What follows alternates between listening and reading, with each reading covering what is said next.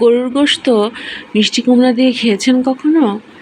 খেয়েছেন কিনা আমিও জানি না, তবে আজকে এই মজাদার ও দারুণ রেসিপিটি আপনাদের সাথে শেয়ার করব।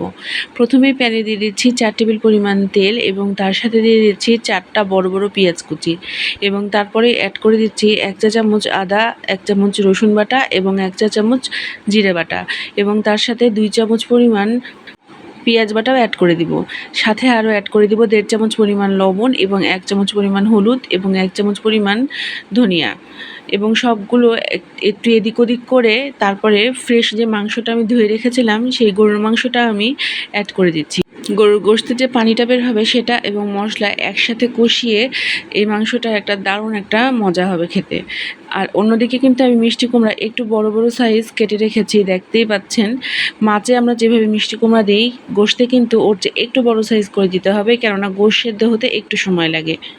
গরুর গোশত রান্নার এই পর্যায়ে আমি কয়েক টুকরা রসুন এবং সাথে কয়েক টুকরা কাঁচামরিচ অ্যাড করে দিলাম। এরপর ঢাকনা দিয়ে মৃদু আঁচে রান্না করে নিব। দেখতে পাচ্ছেন কি দারুণ কালার চলে এসেছে। এখন একে একে অ্যাড করে দিব কেটে রাখা মিষ্টি কুমড়াগুলো এবং মিষ্টি কুমড়া অ্যাড করে দেওয়ার পরে আবার একটু এদিক ওদিক নেড়ে ঢাকনা দিয়ে ঢেকে দিব। এই পর্যায়েও কিন্তু আমি পানি ব্যবহার করব একটু পরে। মিষ্টি কুমড়াটা যখন গোশতের সাথে ভালোভাবে কষে একটু নরম নরম হয়ে আসবে, তখন আমি এটার সাথে পানি অ্যাড করব। এই গোশতটায় খুব বেশি মশলা ইউজ হয় না, কিন্তু খেতে এত মজা লাগে যখন গোশত এবং মিষ্টি কুমড়া একসাথে রান্না হয়ে ভাজা ভাজা হয়ে যায়, খেতে একটা অসাধারণ টেস্ট হয়।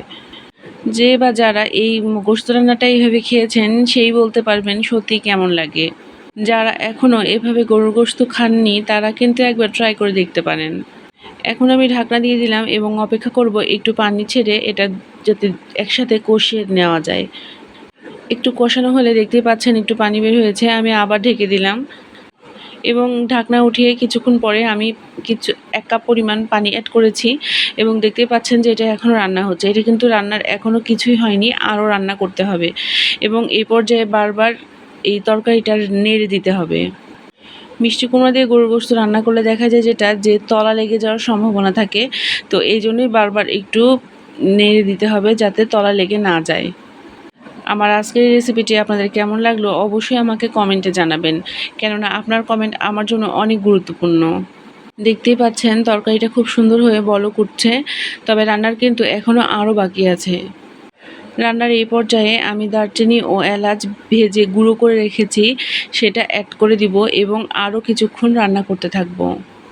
একটা গোশত রান্নায় আমরা সাধারণত যে মশলাগুলো ইউজ করি সেই মশলাগুলো ইউজ করেই এই রান্নাটা আমি করেছি।